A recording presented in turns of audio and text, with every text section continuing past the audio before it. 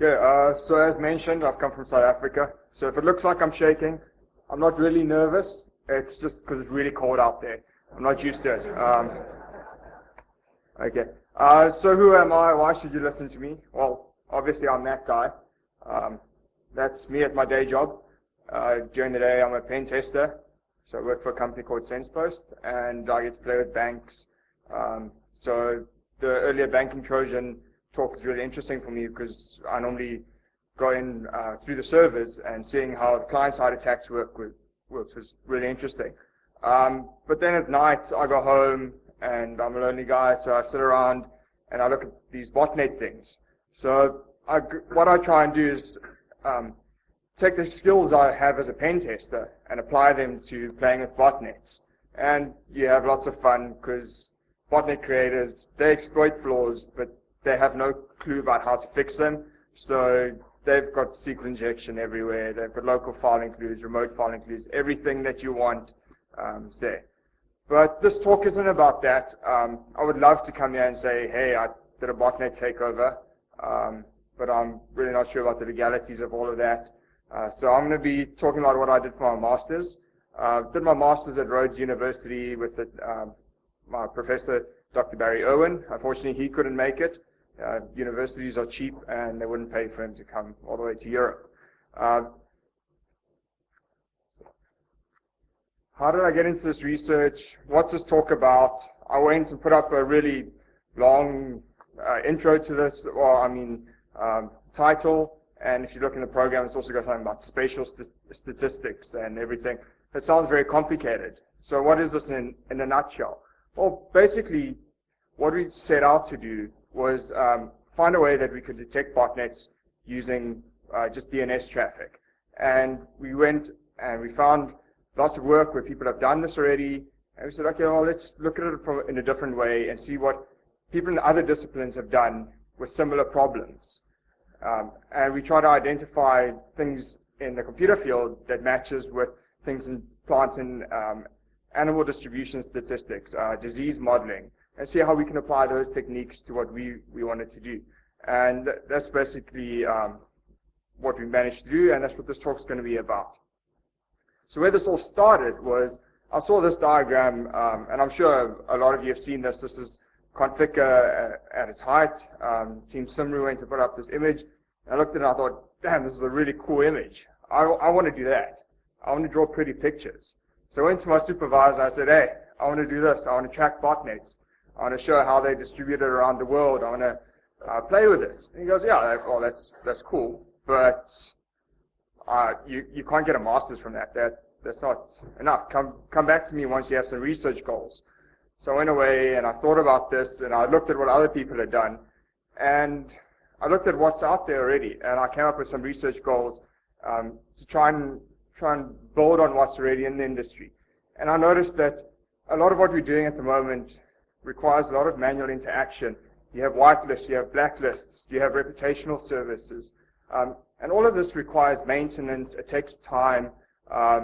You've got high false positives, or you've got the situation where you've got a botnet, an outbreak, or you've got a botnet sender configure where you've got thousands and thousands of domains being generated, and you either have to pre-register those or pre-populate your blacklists and your whitelists. And what happens is you've got this period of lag where you haven't updated your blacklists, and the botnet's actually out there, and the CNC servers are communicating with the bots, and the bots are distributing all this information. So what we wanted to do was come up with a system that kind of fills this lag, comes in where we've got this lag at the moment, and kind of automatically just figures out that, okay, this traffic is malicious, we should block it as soon as possible. So the ultimate goal was to come in at a point where even before an affected host has spoken out and made contact with the C2 server, we actually catch it and we're able to block it. And what we also wanted to do was we wanted to make the system lightweight, adaptable, nice and scalable. So what we did is we looked at the networks and we said, okay, well, we keep adding new services to your network. We're throwing in IDSs, IPSs, firewalls, all these blacklists, And all of these things add additional strain on the network. They require you to drop another box. Like you've all heard about these $1 million firewalls that you put in place and it fixes all your problems, correct? We didn't want one of those. We wanted something that relies on the traffic that's already on the network. It's very simple. You just have a network tap, can fire up a, I don't know, $500 system like Enrico was talking about. It's nice and lightweight. Anyone can run it. If you want to run it on your home network, you can run it on your home network. If you want to run it on a corporate, you can run it there. Or if you're an IPS, not an IPS, ISP, and you want to try and protect your clients, how can you monitor traffic and notify clients that they might be infected, or be proactive and try and block this traffic? So we set out and we started looking at the traffic on the network, and we spotted DNS. Well, it's hard not to stumble across DNS because it's basically the first thing that you see on the network. How many of you know your mail server's IP address by heart, or all the servers on your internal network? Do you know all their IP addresses by heart? You don't. You know the host name, or if you're on the net, anyone know the IP address of google.com? No. Okay. So, yeah, I know it starts with 74 dot something, but we all use DNS, and it turns out that bots also use DNS, because DNS offers a lot of mechanisms for botnet creators to hide their activities and to adapt their networks. So we've all spoken about FastFlux. We saw some really interesting talks earlier by Nick and Brad, where they're talking about FastFlux. Now there's another one coming up a bit later where there's also how you can use DNS to detect FastFlux. But we didn't start at FastFlux, because at this point I was still new to this whole botnet thing, and I was still fixated on that Configure picture. So I was like, okay, let's see what Configure did. And Configure went and algorithmically generated domain names. So looked at these algorithmically generated domain names and said, let's try and block on this. So we went out, created a system that blocked on that. We had really nice accuracy, well, I think so, between 85 and 98% accuracy on that, depending on which classifier you used, and that was great, because now we could block Configure, Torpeg, Kraken, those kind of botnets. But we still had those that relied on FastFlux. So we started looking at FastFlux, and we spotted a lot of the things that were mentioned in the earlier talks, that they've got these short TTLs, they've got multiple A records, these A records fall into different IP ranges. And we went out, we created a classifier on this as well. And this classifier, or we actually created multiple classifiers, and they just use these points as metrics for determining if a domain is either FastFlux or not FastFlux. What we started running into, though, is your content distribution networks, such as Akami, or your networks such as Cloudflare. They use a lot of these similar techniques. So they'll have a short TTL, they'll have multiple A records, different IP ranges, which they all own, but still it's different IP ranges. And what we also realized is a lot of people have done what we've done, and I still hadn't quantified enough to justify a master's. So I went back to the drawing board, and I was like, okay, I really like this DNS idea, and I really like taking what I see in this single DNS query response and finding a way of detecting botnets, and specifically FastFlux. So I delve a bit deeper and said, okay, I don't want to do any additional network queries, but maybe I can have a local database with some extra information. And thought about reputational services, but then came back to that original problem we were speaking about. This needs maintenance, and you're going to have that lag of having this updated and everything. And then I came across a bot, and I was reversing it, and I saw, wait, it's got this thing MaxMind built into it. Well, what is MaxMind? I did some research, and as you all know, MaxMind actually maps IP addresses back to physical locations in the world. And I was like, okay, this is cool. And if it's good enough for the botnet guys, well, it should be good enough for us. Let's play with it and see what we can do with it. And realized you can actually start mapping IP addresses to latitude and longitude points. And then also other spatial measures, started discovering things like UTM, or Universal Transmetric Core System, and MGRS, which is the NATO military equivalent of UTM. And we started mapping this to countries. And at this point, I thought I'd hit the jackpot. It's like, look, I drew a pretty picture. It's not as cool as a Configure one, but it's a pretty picture. I'll give you my master's. And I was told, no, that's not good enough. You can't get a master's just by drawing pretty pictures, unless you want to do fine arts. And I can't do fine arts. So we started looking at it, and we're like, okay, so now we've got this pretty picture. We know that these botnet C2s are widely distributed around the world. How can we quantify this? How can we turn this into something useful? This is nice for a person to look at the map and say, okay, well, this looks dodgy. We've got hosts all over the world. But how do you translate that into a classifier? How do you translate it into something a computer program can use to classify a domain as malicious or not? And we decided to look at some more spatial measures. So instead of just focusing on your latitude and your longitude, we turned to the UTM and to the MGRS, and this is actually a picture of the world divided into a grid according to the military grid reference system. And what this does is it says, okay, the world can be divided into these grids, and each grid can be divided into subsequent grids and subsequent grids, all the way down to about a meter squared. So you've got a grid system that maps almost exactly back to latitude and longitude. And then you've also got your UTM, which is more, I think it's about 100 square kilometers grids, so it's not as accurate as your MGRS. And then you've also got time zones. So you can say, we've got a host in Russia time zone, one in Hong Kong's time zone, and one in South Africa's time zone. So that's quite dodgy. You've got, why do you have all these servers in multiple time zones? One problem you do have with that is, if you've got, let's say, a C2 server in Amsterdam,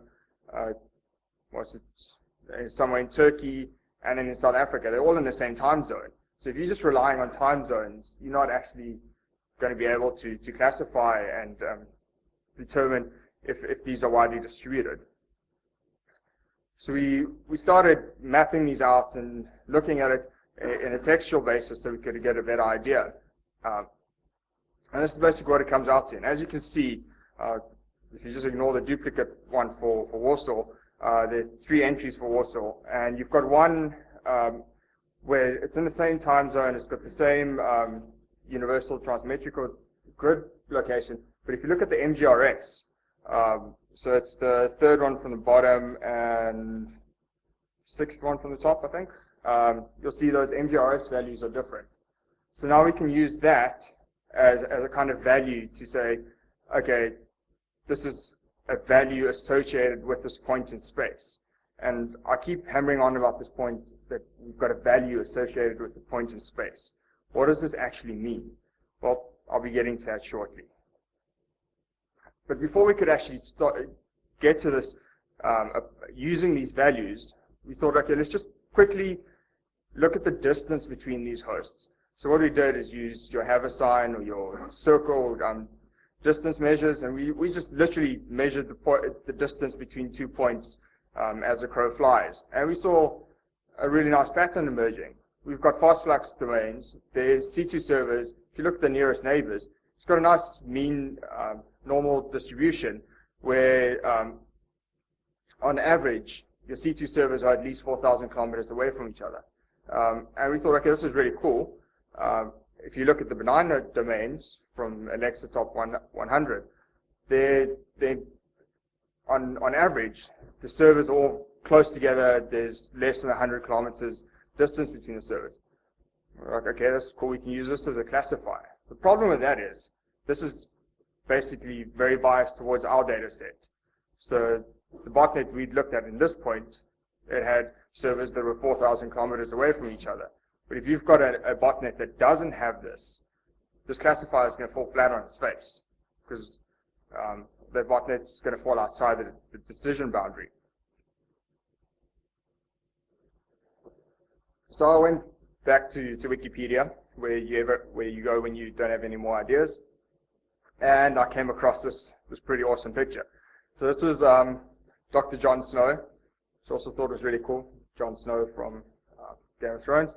So back in 1854, he tried to map out the cholera outbreak in London, and he went around and he started drawing the points where people were being infected with cholera and started adding values to those. So he said we had 6 people in this house and 5 in the house next door, and etc. And he tried to quantify that, okay, we've got these clusters of outbreaks. How are they related? How do these families relate to each other?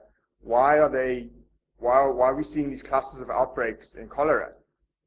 I was like, okay, this is really interesting. So we've got the statistics from back in 1854.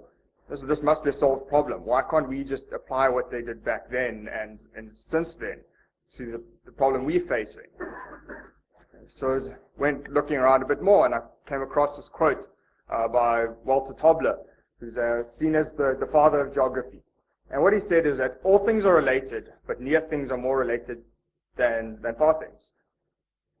And in my mind, this translated really well to what we're seeing with fast flux botnets. So you've got these widely distributed servers, and they're not related to each other, but they belong to the same domain. But when you look at a content distribution network, you've got servers in clusters, and they all belong to the same company. So they're related in the sense that they belong to the same company. They're under the control of a single individual. Where these other hosts are widely distributed, they're on different networks, they've got different network speeds, they've got different capabilities, their uptimes are different. So how can we use these values and the fact that these hosts are distributed from each other to try and turn this first law of geography into something useful? And came across autocorrelation. So just now we heard about correlation, and we've all used correlation before. What autocorrelation is, it's basically you take a signal and correlate it with itself. And when you do that, a pattern starts emerging. So again, Wikipedia, thank you very much. You can see there's just a random signal. It looks like the points are just distributed all over the graph. But if you apply some autocorrelation, all of a sudden you see the sine wave emerge from it. So it's like, okay, autocorrelation looks pretty cool. Why is this related to spatial statistics? How does it get used? And reading a bit further on Wikipedia, I found that link that said spatial statistics and plant and animal distribution. Now I delved in and I came across this monster, Moran's index. By the way, that looks really cool, guys. Don't you agree, please? I need to justify this to someone in the office. Because he asked, why are you putting these in slides? No one's going to read it or understand it. I'm like, well, it looks cool. So, so basically what this formula does is you've got your matrix of weights, so where you see the sum of I, J, and Wij. So that's the distance between 2 points in space. And then where you've got X and average of X, that's the value that you've associated with that point in space. So this can be anything that you want to assign to it, a way of measuring that point in space. So if you think back, I was hammering on about turning UTM and time zones and MGRS into values. So what we've done is we've taken a time zone. We said, okay, if you are in GTM, we'll give you a value of 0. If you are in GTM plus 1, we'll give you a value of 100. Plus 2, 200, 300. And then we're stupid and did the same in reverse. So we said, we didn't give you minus 1, we gave you 100 again.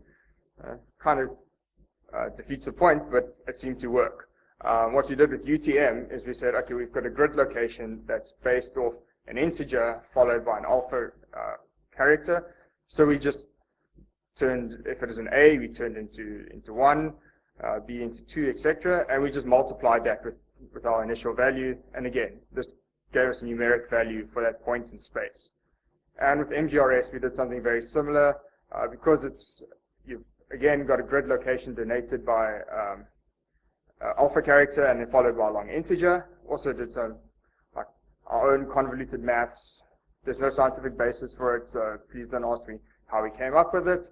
It just looked right, so we multiplied some values together, and we got unique values for each point in space.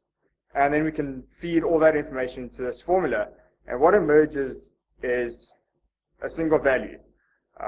So if we have a content distribution network, we feed in all these values about where the servers are located.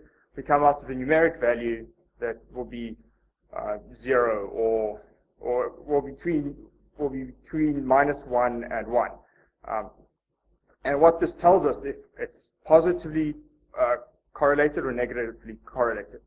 Basically, negative correlation means there's no relationship between the values, and positive correlation, there is a relationship.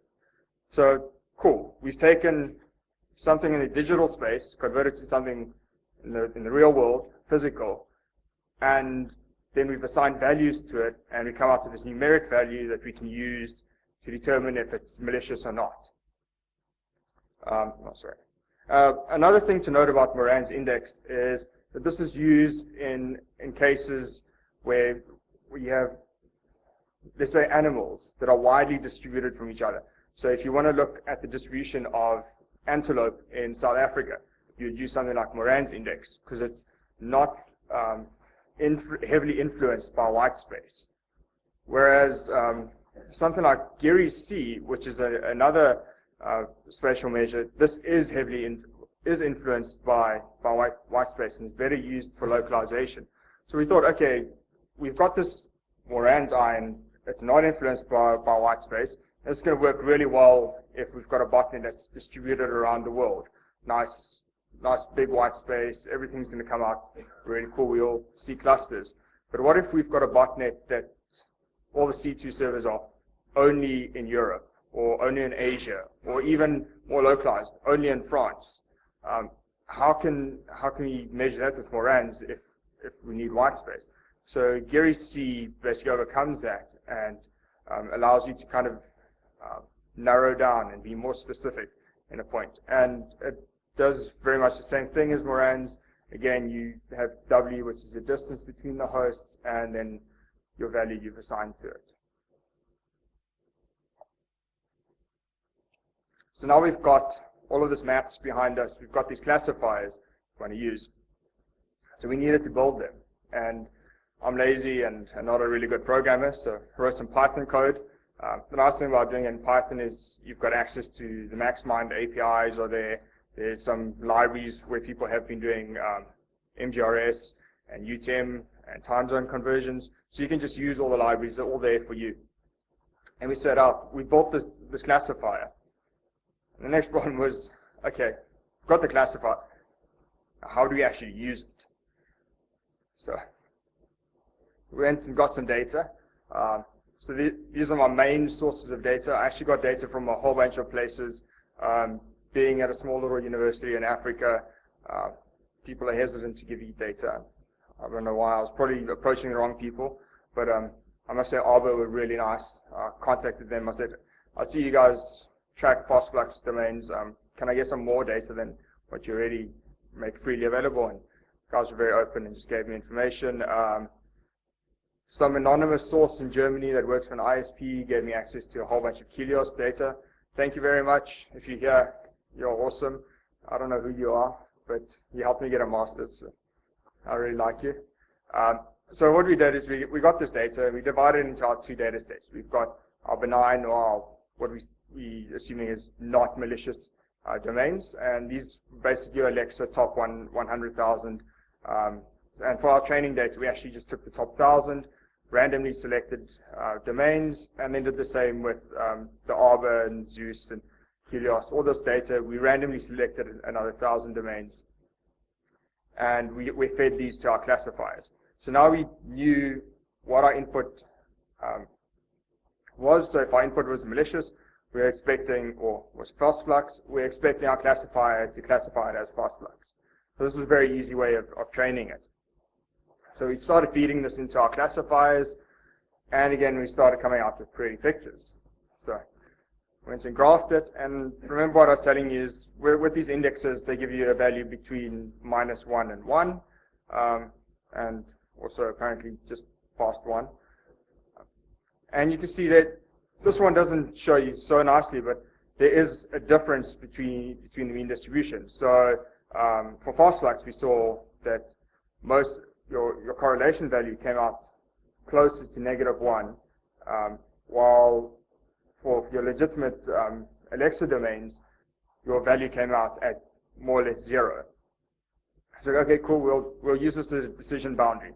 It's not scientifically accurate because remember what we were saying about positive and negative correlation. This doesn't match up to it. It's not.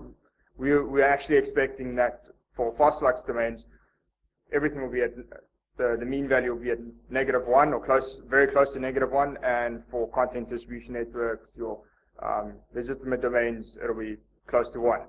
But again, it's not accurate scientifically, but in terms of what we are doing, it actually gave us a really nice decision boundary. We just said 0, if the value is 0, it's cool, it's safe. If it's not 0, we will classify it as fast flux. So that was with time zones. Once you start applying things like your UTM or your universal transmetrical system to it, you started getting better values. So remember what I was saying is your time zones are these wide bands that go across the hemispheres and span thousands of kilometers, whereas UTM breaks it down to 100 square kilometers. And all of a sudden we see a really nice pattern emerging. So here we've got very clear distribution that your safe or your benign domains all give you a value of 0, and your fast flux domains give you a value of 1. We're like, okay, great. Nice decision point again. If it's 1, it's malicious. If it's 0, it's not. And we did the same for Gary C. And you can see it's very similar for the two classifiers. Also, a bit more false positives or false negatives in this one. But if you look at MGRS, again, we've got this beautiful distribution, very clear, 0 safe, 1 malicious. And we went and plotted it, and we did the things that you're supposed to do as scientists, or I don't know. So I was told I needed to do this. So I drew this, I don't even know how to say it, rock-R curve, which basically you use the area under the curve to determine how accurate your classifier is. And according to this, I'm told it's really accurate. So basically, you've got your true positives on the left-hand side, and then your horizontal axis is your false positives, and you just kind of map the ratio between the two. And what you want high true positives and low false positives. So what to do to try and work out the accuracy is you take your true positives, your false positives, your true negatives, and your false negatives, and you apply this formula to it that gives you the accuracy or specificity. One of those words in Afrikaans, boy, I can't say. Specificity, that one. So you get that, and you can see we got these classifiers that are really accurate. So based on time zones, which I thought wasn't going to be that accurate, we ended up actually getting really accurate results. That could just be an anomaly from our data set, but that accuracy translates to about, I think it was 96% true positives and 3% false positives. Let me just double check that for you. Sorry, no, I'm not supposed to do this. And then with UTM, again, we've got a high 95% accuracy rate and a low false positive rate. And basically, so for this one with UTM and MGRS, we had a false positive rate of about 6%, but a true positive rate of 99%, which I thought was really great. So if you hit a domain, if you've got a fast flux domain, you are going to catch it. but you are still also going to catch a few legitimate domains. But I'd rather catch 100% of fast flux domains and inconvenience one or two users that are visiting a website that you can just add to a whitelist than miss fast flux domains. And then we also did the same for the Geary's classifier, and again, you can see very similar results, high accuracy. For this one also, again, time zones, we had about a 3% false positive rate and a 91% true positive rate, unfortunately. But UTM, 4% false positives, 99% true positive rate again.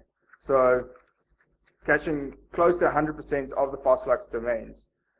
So we're starting to fill that lag. So that we can put this classifier on your network.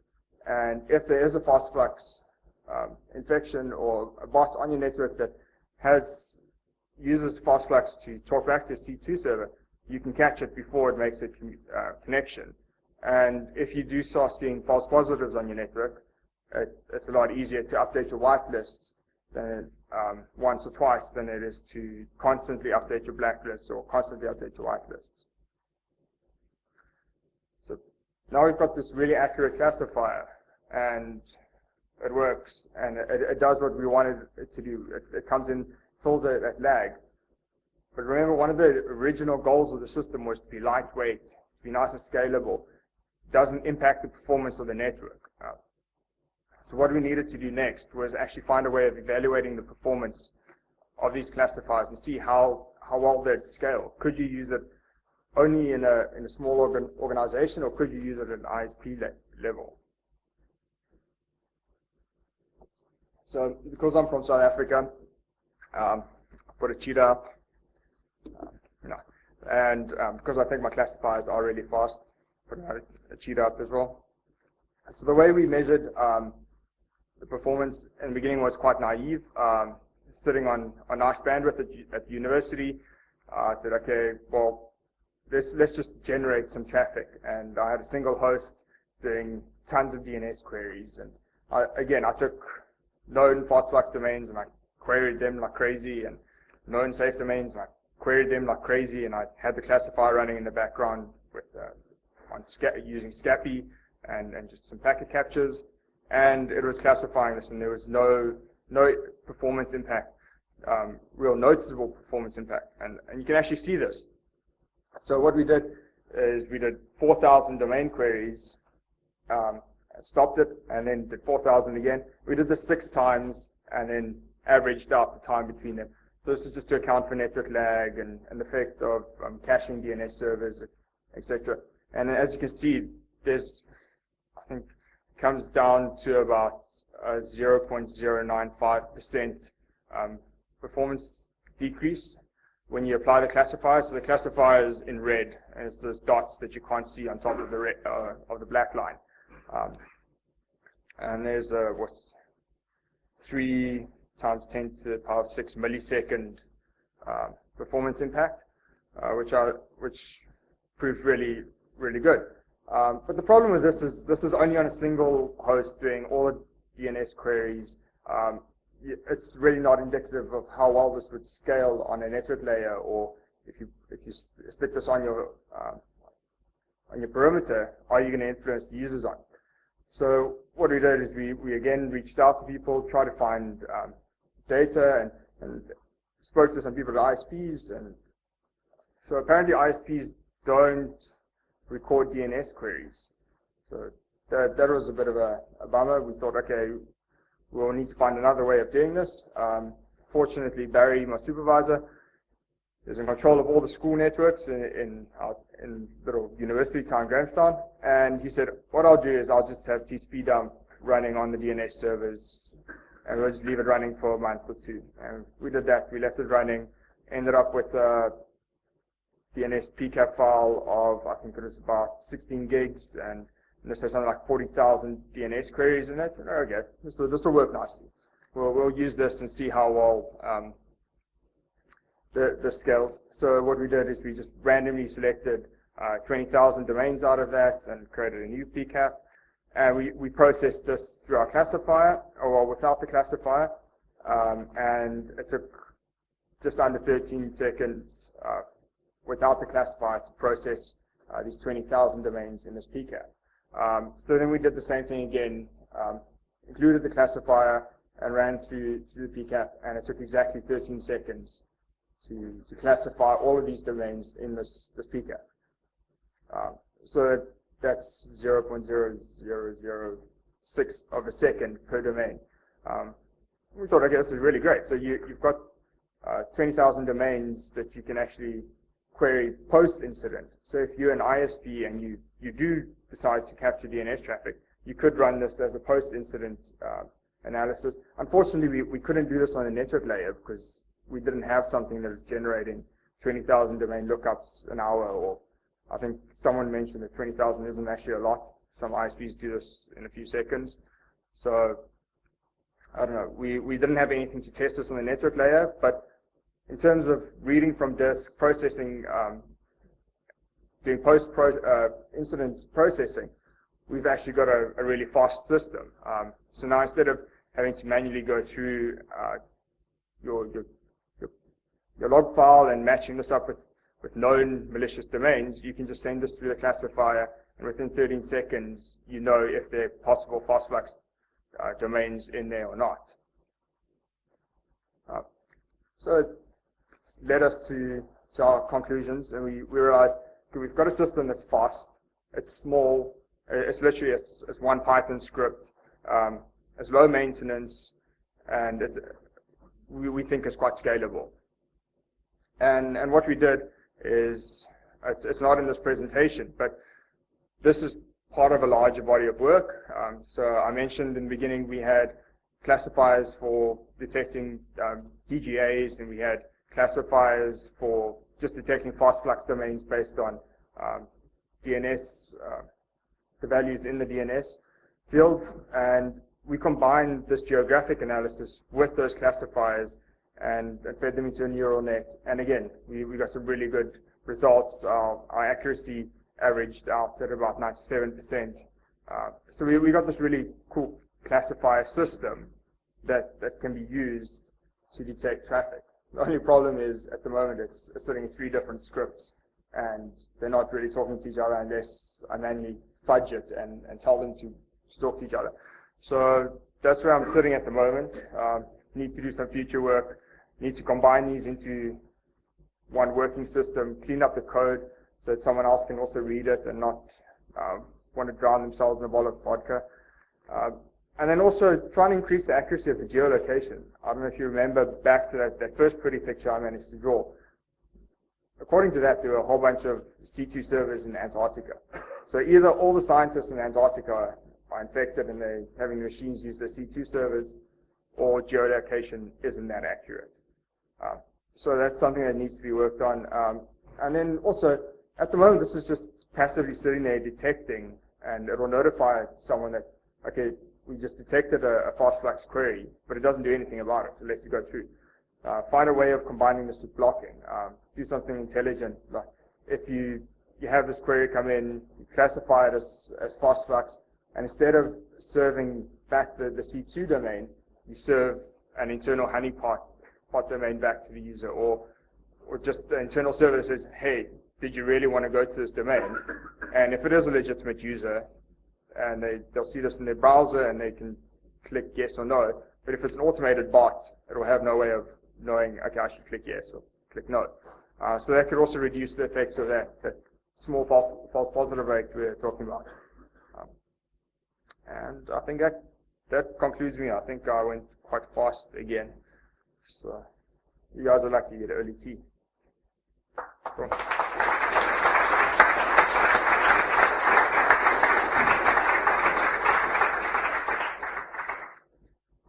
Okay, we have some time for questions.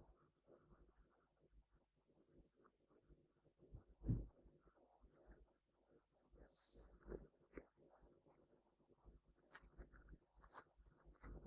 Thank you very much for your presentation. I'm Nizar from Orange.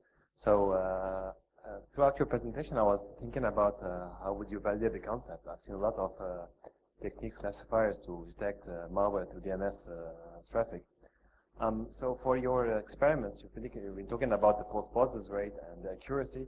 So I had the intuition that actually you were comparing the white list with the black list. So you took the 1,000 Alexa domains and some fast flash domains, and you said, okay, we have a good accuracy.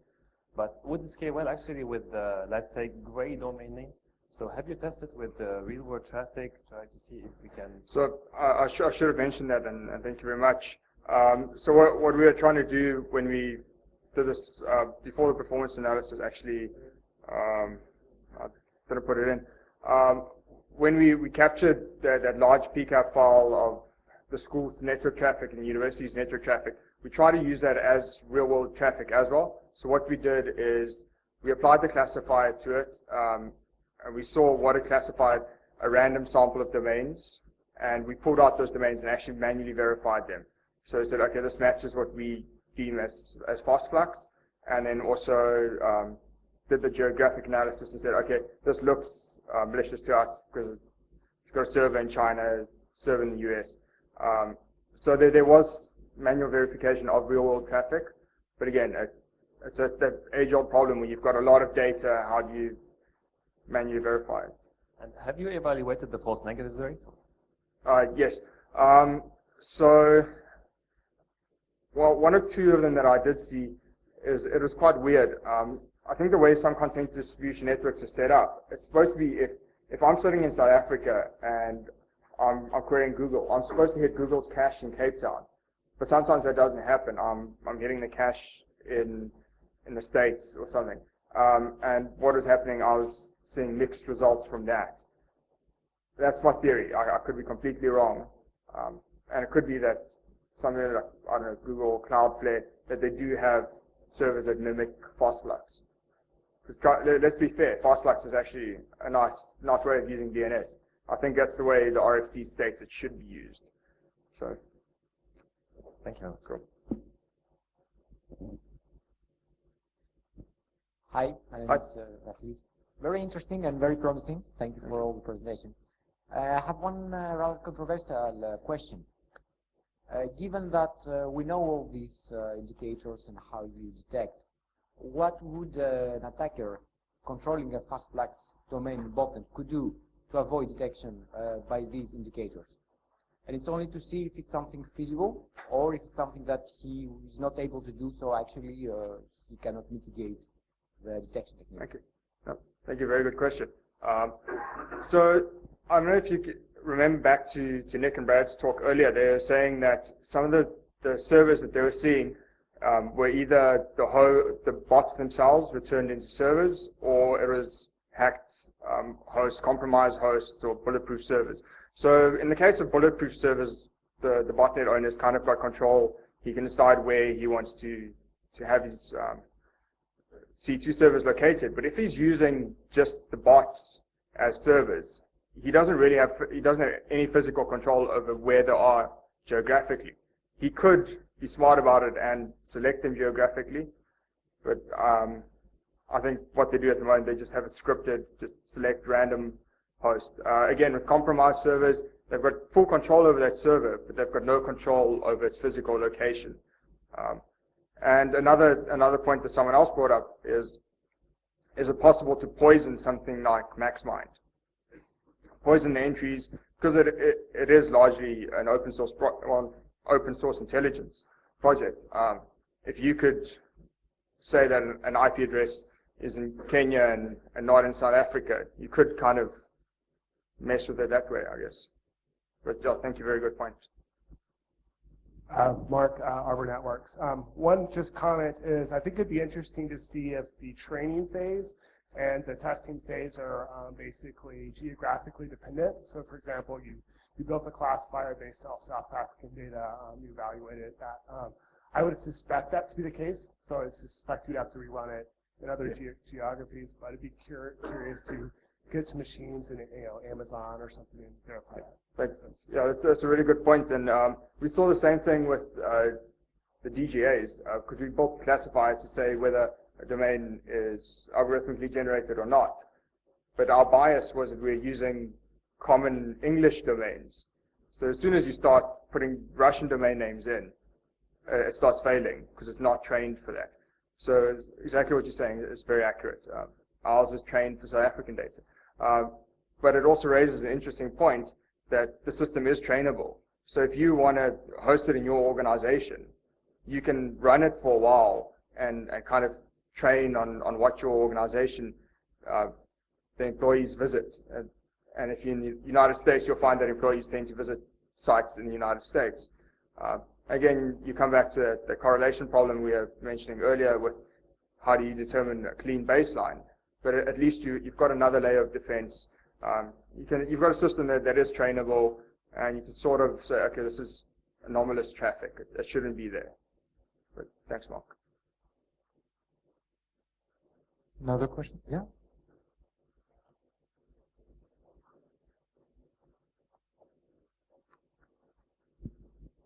Hi there, Christian from the Event Cert. First question of understanding from my side, did I see that correctly that you're just using the A records delivered by the current one DNS query to classify? Yes. So that is correct. What we're trying to do is, because we didn't want to do any additional network traffic, we're trying to see if we could do it just based on that single DNS query response. And I think this might be your second point, that if you look at something like Helios, what they did is they had a DNS record coming back with a TTL of 0 and a single A record. So in the case of that, you either have to assume anything that comes back with a TTL of 0 is suspicious, or you have to do subsequent queries to get more information. That's one thing. The other thing that I wanted to raise, and this is connected to the question that was brought up on gaming the system, is the one thing that an attacker might do in this case would be just to take geographically clustered sets of bots and return them on one query. Yes. So that would be gaming your system in this case. The other thing that might be interesting in this case would be if you make some passive DNS collection connected to this, then you could use your classifier on a whole set of bots, not just returned by one query, but by several queries, and that would help to prevent this attack on your classifier then. Yes. So what you're saying, that would work very well. Also, another thing is, if someone is trying to game the system, as you say, with trying to spoof the geographic locations, they're opening up the possibility of detecting them in another way. So we had 3 classifiers combined. If you try and spoof one, you might make it easier to detect you using another one. But yeah, it's that cat and mouse game we play every day. We develop a new technique, they adapt to it. Thanks. Okay. Another question? No? You've seen no questions on Twitter, or? I had a request earlier, so checking. Oh, guys, I mentioned that this work is all part of master's thesis. So last time I checked, the thesis wasn't available online yet. But if you do want access to it, just contact me. I'll get a local copy to you. Otherwise, the paper that I submitted, it's heavily based off what I did in the thesis.